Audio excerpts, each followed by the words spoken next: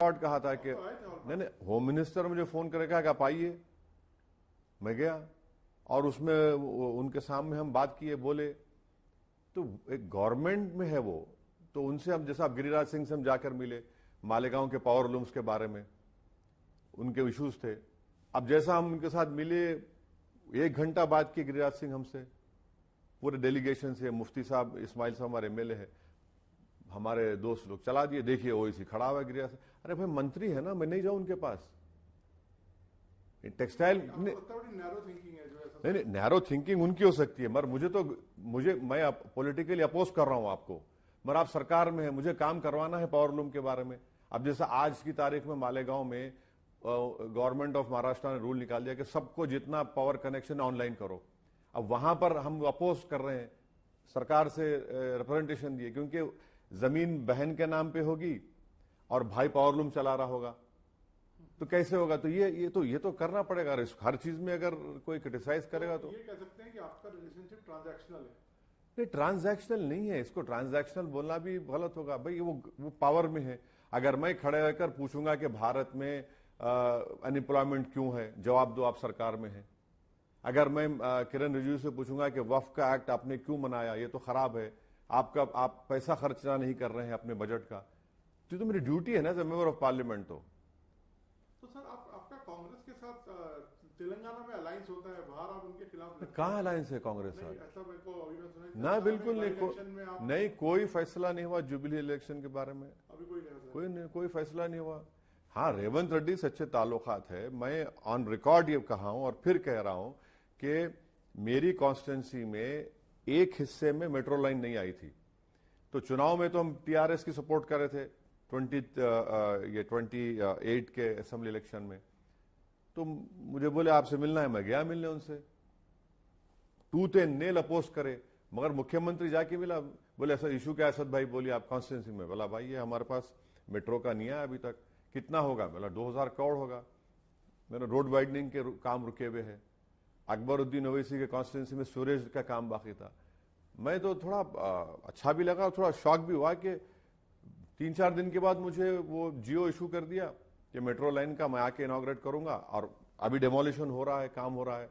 वो चंद्रागुंटा कॉन्स्टिट्यूंसी में सूरज का काम शुरू है, 250 करोड़ का रोड वाइडनिंग का काम। आपका ऐसा क्या चाम है, आप सबके साथ आपका? नहीं, चाम का नहीं है सर। देखिए, मैं आपका जाति दुश्मन कहां बनूंगा? मुझे जनता ने इलेक्ट किया, मुझे डिलीवर करना है ना, काम करना है। हाँ, पॉलिटिकली आइडियोलॉजी पे कॉम्प्रोमाइज कहां कर रहे हैं? ना बीजेपी से कर रहे हैं, ना किसी से करेंगे इंशाल्लाह। ऑपरेशन सिंदूर के बाद जो आपको डेलीगेशन में भेजा गया, आपके कई बयान बहुत ही स्ट्रांग बयान थे पाकिस्तान के खिलाफ भी, और आपने जो पोजीशनिंग की उसको बहुत अप्रिशिएट लोगों ने भी किया। तो आपको लगता है कि यही पोजीशन अब हमको कायम रखनी चाहिए जो हमने ऑपरेशन? नहीं, देखिए, बीजेपी से पॉलिटिकली लड़ाई आइडियोलॉजी पे होती रहेगी, और समंदर के दो किनारे नहीं हो सकते। मगर बीजेपी देश से बड़ी नहीं है, ना प्राइम मिनिस्टर देश से बड़े हैं। जब इतना दर्दनाक टेररिस्ट अटैक हुआ है पहलगाम में, और सब जानते हैं कि पाकिस्तान से ये आईएसआई ट्रेंड मिलिट्री के लोग आकर मिलिट्री स्टाइल में एग्जीक्यूशन हुआ उन लोगों का, तो जाहिर है देश का पक्ष रखने के लिए हमेशा हाजिर थे। इसको पॉलिटिकल दूरबीन से और बीजेपी का अपोज करेंगे। अगर हम गए तो कोई प्रधानमंत्री के लिए नहीं गए, हम तो देश के लिए गए, और बोलेंगे इसमें क्या बात है। अभी सर हमने बरेली में एक प्रोटेस्ट देखा और आपने उस पर कुछ टिप्पणी भी करी, उसको आप किस तरह से देखते हैं? जो वायलेंस हुई और जो पोस्टर्स लगे, आपने कहा कि देखिए, वहां पे वायलेंस नहीं हुआ। प्रोटेस्ट का कॉल मौलाना तौकीर रजा साहब दिए, वहां लाठीचार्ज हो गया। नहीं, वो उनको बोले जाकर दो, बाद में लाठीचार्ज हो गया। अब उनको अरेस्ट भी कर लिया। आप अगर मैं एक पोस्टर उठा रहा हूं जिसमें मेरा फेथ है और भारत के संविधान में आर्टिकल 25 फ्रीडम ऑफ रिलीजन है, उस पोस्टर में कोई वायलेंस का नहीं है प्रमोशन, ना कोई प्रोवोकेशन है। किसी ने उठाया महादेव से हम मोहब्बत करें, भाई करो भाई। 98% इस देश में लोग रिलीजियस हैं। यही तो खूबसूरती है इस देश की। जो नहीं मानता किसी को, उसको भी हम सेलिब्रेट करते। मगर पोस्टर कैसे खतरा बन गया? आपको याद होगा 2018 में नरेंद्र मोदी ने केरल के एक आर्टिस्ट का पोस्टर प्रमोट किया था, हनुमान का पोस्टर था, मोदी ने प्रमोट किया, किसी ने एतराज नहीं किया। हम आज भी नहीं कर रहे हैं भाई, वो आप प्रमोट करेंगे। और ये मुसलमानों के लिए देखिए समझने की बात यह है कि हमारे लिए दुनिया में सबसे कीमती चीज प्रॉफिट मोहम्मद सल्लल्लाहु अलैहि वसल्लम से मोहब्बत है। सबसे कीमती चीज है हमारे माँ बाप, हमारी दौलत, हमारी औलाद से बढ़ के हमारा फेथ का हिस्सा है। अब कोई इजहार कर रहा है तो उसमें गड़बड़ क्या हुई? वायलेंस अगर वो कर रहा है तो कंडेमनेबल है। तो अब आपसे पूछ के मुझे मोहब्बत का इजहार करना पड़ेगा। और आखिरी बात, लव से क्यों नफरत है बीजेपी को? लव से तो मोहब्बत होनी चाहिए ना। आपको याद होगा मुगल आजम का वो गाना, वो हम तो अभी याद आ रहा है, क्या है वो, जिंदाबाद जिंदाबाद मोहब्बत जिंदाबाद। इसे बिठा के सुनाना पड़ेगा इन लोगों को, भाई देखो तो मोहब्बत से, इन लोगों को मोहब्बत से नफरत क्यों है? मोहब्बत से तो भाई, अरे इसमें क्या प्रोवोकेशन, समझ नहीं, हमको समझ में नहीं आ रहा। तो वो एक्शन आपके हिसाब से ठीक नहीं था? बिल्कुल गलत था। बरेली में जो हुआ बिल्कुल गलत था। हम तो यूपी गवर्नमेंट से डिमांड करेंगे कि जितने लोगों को अरेस्ट करें उनको छोड़िए। अरे अच्छा मैसेज नहीं जा रहा, देश में भी नहीं, बाहर फॉरेन कंट्रीज में सही नहीं जा रहा। सर, ये जो बार बार बोला जाता है कि वोट चोरी हो रहा है और ये गद्दी छोड़ो, इस पे आप इस पे इंडोर्स करते हैं इस चीज को, कि इस तरह के बयान को? देखिए राहुल गांधी ऐसे बाहर जाके स्टेटमेंट्स देते हैं। देखिए मैं राहुल गांधी या उनकी पार्टी के ताल्लुक से नहीं बोल सकता, उनके काबिल लोग हैं। मेरा मानना यह है कि अगर मुझे बीजेपी को हराना है, बीजेपी जिस तरह से चुनाव लड़ती है ना, 24 घंटे ये लोग काम करते हैं, हमारा काम ये होना चाहिए कि हम उनकी हर चीज को चेक करते रहें, हर चीज को। 2009 में या 2014 में एक वोटर लिस्ट में ऐसे ही हो गया था मेरे कॉन्स्टिट्यूंसी में। हम लोग जाकर, उस वक्त सीओ भनवर लाल साहब थे, आज दुनिया में नहीं है वो, उनको जाके बताए, हम प्रूफ बताए, तो बोले देखिए अब मेरे पास तो उस जमाने में, बोले मैं कुछ नहीं कर सकता, अब ये आ गई है, आप लोग देख लीजिए। तो हमको जहां जहां ऐसा डबल एंट्री हुई थी, हम लोग पोलिंग एजेंट्स को बिठाकर उसको चैलेंज किए। तो 1 घंटे के बाद वो लोग आना बंद कर दिए, वो लोग जिसके वो थे। तो ये देखिए, आप बीजेपी से मुकाबला कर रहे हैं, एक फॉर्मिडेबल पॉलिटिकल अपोनेंट है, आप ब्लिंक करेंगे, ये लोग अपना काम करेंगे, तो जाहिर है हमको तो अलर्ट रहना चाहिए और वोटर लिस्ट को चेक करना चाहिए, नाम चेक करना चाहिए, गलत आए करेक्ट करिए। माने आपको ऑन टोज रहकर काम करने की जरूरत है। सर, 26/11 पर पी चिदम्बरम का एक बयान अभी हमने सुना हाल में। उन्होंने कहा कि हम तो हमला करना चाहते थे लेकिन सरकार पीछे हट गई, एमईए ने बोल दिया, या किसी का व्यू कुछ ऐसा आ गया कि नहीं, अमेरिकन दबाव आ गया। तो इस पर, इसको आप किस तरह से देखते हैं? क्योंकि आप, मैं इसलिए सवाल आपसे पूछ रहा हूँ क्योंकि आपने एक स्ट्रॉन्ग पोजीशन ली अभी हाल में, जो सिंदूर हमने ऑपरेशन किया, तो इसको आप किस कॉन्टेक्स्ट में देखते हैं? अब वो देखिए, चिदम्बरम साहब वो लिखे हैं, उस वक्त की गवर्नमेंट की स्ट्रेटेजी कुछ और थी, आज की स्ट्रेटेजी कुछ और है। तो अब वो तो रूलिंग पार्टी थे, तो उस पार्टी को सब्सटेंशिएट करना चाहिए। जो ऑपरेशन सिंदूर हो, हम तो उसे सपोर्ट करें, और हम ये भी मानते हैं कि पाकिस्तान की आर्मी, पाकिस्तान की आईएसआई से अगर हम उम्मीद कर रहे हैं कि एक ऑपरेशन सिंदूर करने के बाद ये लोग हिमाकत नहीं करेंगे, तो ये गलती कर रहे हैं। ये लोग हिमाकत करेंगे दोबारा, आज नहीं तो कल फिर, तो इस पर हमको अलर्ट रहने की जरूरत है। सर, अभी मैं थोड़ा सा इंटरनेशनल इश्यूज पे आता हूँ क्योंकि आप उस पर काफी चर्चा करते हैं। ये पैलेस्टीन का और हमास का जो अभी रिसेंट, इजराइल और हमास का जो रिसेंट सीज फायर हुआ है, इसको आप किस तरह से देखते हैं? आपको लगता है लॉन्ग टर्म रहेगा, और आपका व्यू क्या है इस पर? नहीं, एक बात जो एक्सपर्ट्स जो लिख रहे हैं कि ठीक है सीज फायर रुकना चाहिए, 65,000 लोग वहाँ पर फ़लस्तीनी मारे गए, जेनोसाइड उनका हो रहा है, जिसमें से 20,000 बच्चे हैं, 15 से करीब ख़वातीन हैं, महिलाएं हैं, 12-13 लाख जनता के घर बर्बाद हो चुके हैं। मगर ये बताइए कि ये टोनी ब्लेयर क्या करेगा उसमें, जिसके हाथ खुद खून से रंगे हुए हैं? और ये बोर्ड बनेगा, उसमें ट्रम्प क्या करेगा? पैलेस्टीन अथॉरिटी कहाँ है वहां पर? और फिर इसमें कोई 20 पॉइंट्स जो है, उसमें कोई क्लैरिटी नहीं है कि इजराइल की आर्मी जो जेनोसाइड कर रही है वो कहां जाकर रुकेगी, और फिर पैलेस्टीनियन स्टेट का क्या होगा? तो ये तो हमको लगता है कि रियल एस्टेट प्रोजेक्ट की तरह ये लोग काम कर रहे हैं वहां पर। मगर अब ठीक है, ये तो सीजफायर रुका है, मगर जो जेनोसाइड कर उनसे क्या होगा? उनको कोई सजा मिलेगी नहीं मिलेगी? यूनाइटेड नेशन ने कहा कि जेनोसाइड हुआ वहां पर, तो उनको कुछ उनकी अकाउंटेबिलिटी होगी नहीं होगी, ये हमको देखना है। 7 अक्टूबर का हवाला दे, जो नखबा हुआ था अर्ली 1900 में, उसका क्या था? वो कंटिन्यूस। अच्छा, उससे ज्यादा वेस्ट बैंक में आपने करीब 500 फलस्तीनियों को मार दिया। और सबसे तकलीफ दे बात यह है कि भारत के प्रधानमंत्री ने नेतन्याहू की लीडरशिप की तारीफ की। कैसे तारीफ करेंगे जिसके खिलाफ international criminal court of justice ICCJ का वारंट है? प्राइम मिनिस्टर क्यों तारीफ कर रहे हैं? वो तो जेनोसाइड है, जेनोसाइड रजीम है वो पूरी। और ये बार बार जो बीजेपी प्रमोट करे इजराइल हमारी मदद करता, कोई मदद नहीं करता, हम पैसे देके लेते हैं उनसे, फ्री में कोई नहीं देता। फ्री में कोई देता है क्या? बताइए आप, कोई नहीं देता है। बट एक जेनोसाइड रजीम है, 65,000 लोगों को उन्होंने मार दिया वहां पर, कुछ बचा ही नहीं वहां पर। आपको मालूम नवीन साहब कि अब उसका जो डेब्रिस उठाने के लिए, सिर्फ डेब्रिस 5 साल लगेंगे, 5 years। 65,000 तो मर गए, अब उसके नीचे कितने लाशें निकलेंगी या हड्डियां निकलेंगी किसी को पता नहीं है।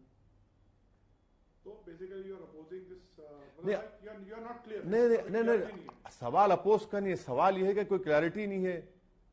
वेस्टर्न पावर्स क्या करेंगे? आप ही तो क्रिएट किए, बालफोर डिक्लेरेशन से तो आपने सब तमाशा किया, आप ही नहीं किया। और यूएस तो कंप्लीटली ब्लेटेंटली अंधा बन जाता है इसराइल के मामले में।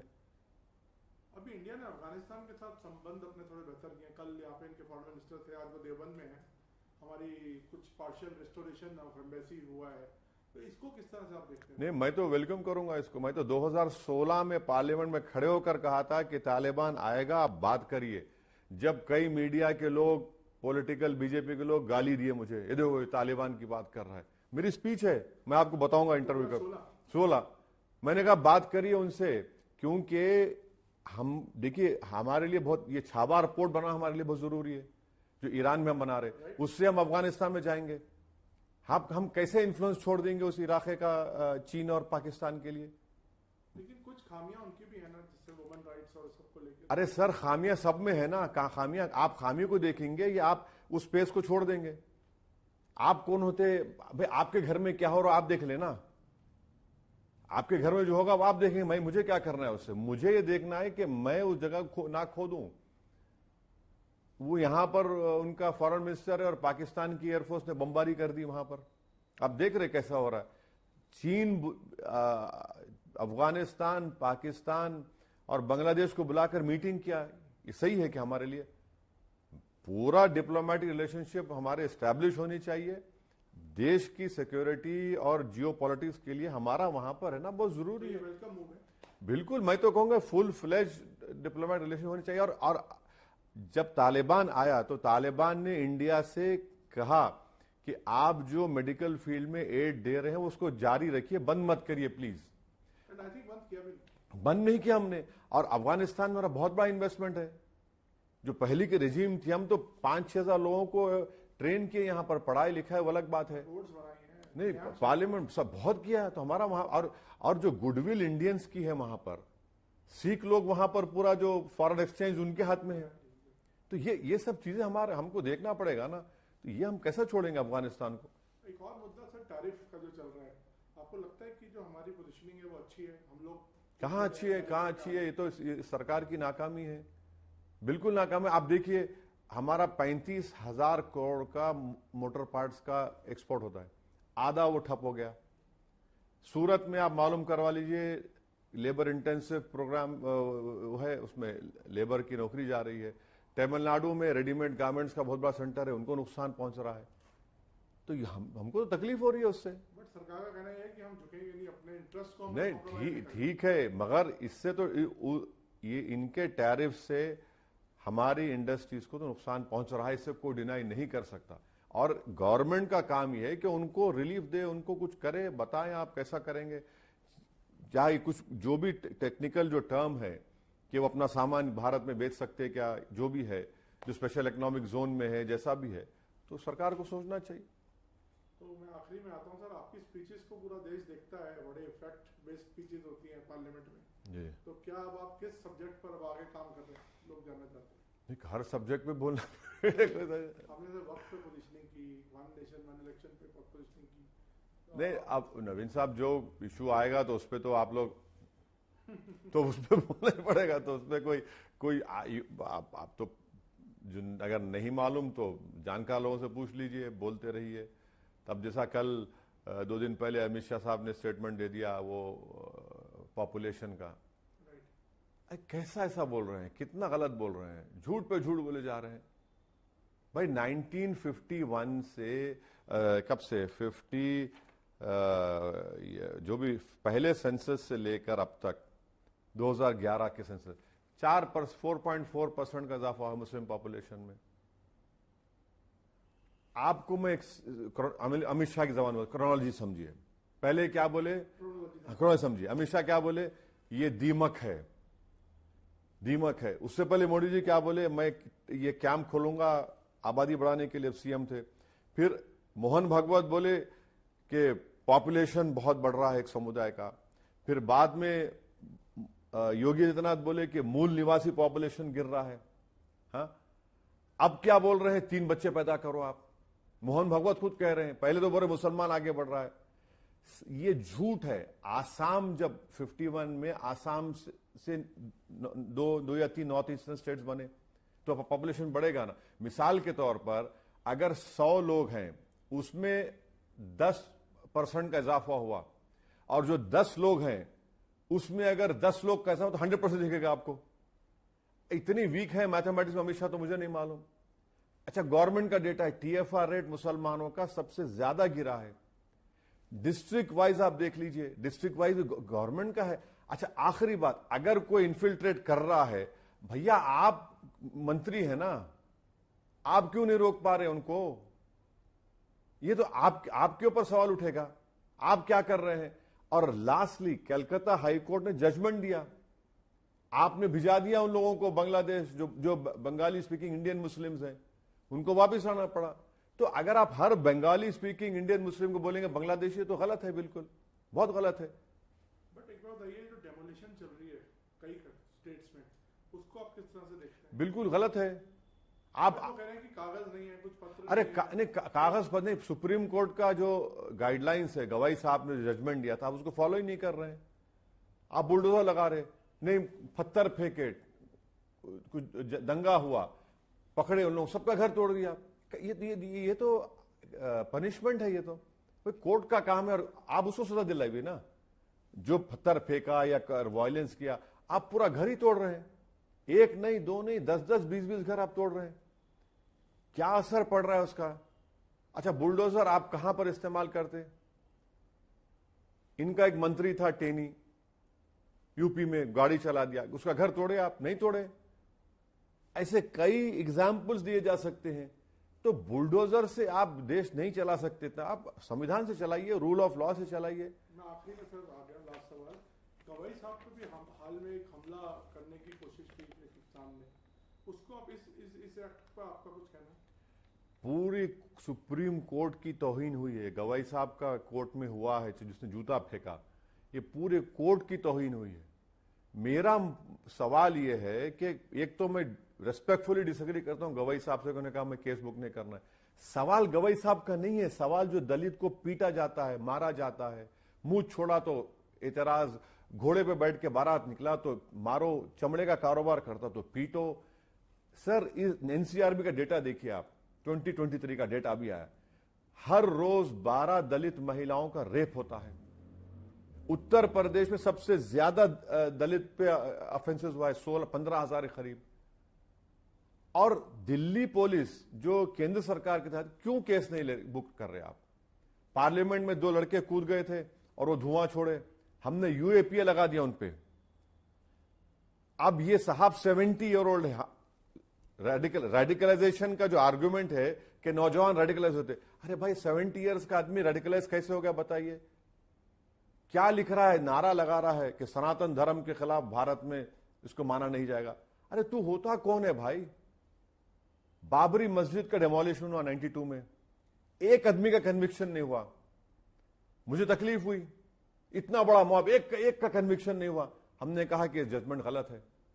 बाबरी मस्जिद का सिविल सूट, बोले नहीं मंदिर आस्था है। हमने कहा आस्था पे नहीं रह सकते, खामोश बैठ गए। ट्रिपल तलाक का जजमेंट है, हमने कहा कि गलत फैसला है। कहां हमने धर्म को लेकर किसी जज पे अटैक किया बताइए? तो ये तो गलत है ना। आज जूता फेंके कल कुछ और करेगा। और जो रॉन्ग मैसेज जो सरकार समझ नहीं है, जो दलित नहीं, जो रॉन्ग मैसेज पूरे देश में गया है कि भाई चीफ जस्टिस ऑफ इंडिया के कोर्ट में कोई जूता उठाकर फेंकता है और इस तरह का बकवास नारा लगाता है, और एक म्यूटेड रिस्पांस गवर्नमेंट से आ रहा है, बिल्कुल ठंडा रिस्पांस। प्रधानमंत्री तक ने अपोज किया। अरे क्या अपोज किया भाई? कितनी देर के बाद किया बोलिए? आप टाइमलाइन निकाल लीजिए, कितनी देर के बाद? अरे नहीं, कोई अरे हाईएस्ट लेवल पे होता तो दिल्ली पुलिस क्या कर रही है बताइए आप? अच्छा, अगर उसका नाम कुछ किशोर नहीं होता, असद होता तो क्या करते अब तक? नहीं, ये फैक्ट। नवीन साहब आप नहीं बोलना चाह रहे, मगर फैक्ट है। बिल्कुल नहीं, बिल्कुल, अरे बिल्कुल फैक्ट है सर, बिल्कुल फैक्ट है, बिल्कुल फैक्ट है। ये कास्टिज्म है, ये कम्युनलिज्म है।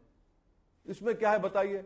अरे अगर उसका नाम कोई और होता तो भाई पूरा उसका बाप दादा गांव कहां से आया, किधर से गया। तो ये जो मैसेजिंग जा रही है ना, बहुत गलत जा रही है सरकार के खिलाफ। हालांकि मैं इस बात से एग्री नहीं करता। नहीं, आप मत करिए। लेकिन मतलब कोई और धर्म का होता तो मतलब उसका कंडेमनेशन तो ऐसा ही होता। क्या कंडेमनेशन हो रहा है बताइए? क्या कंडेमनेशन हो रहा है बताइए? आप सोशल मीडिया पे देखिए, उसको हीरो बना दिए, उसको।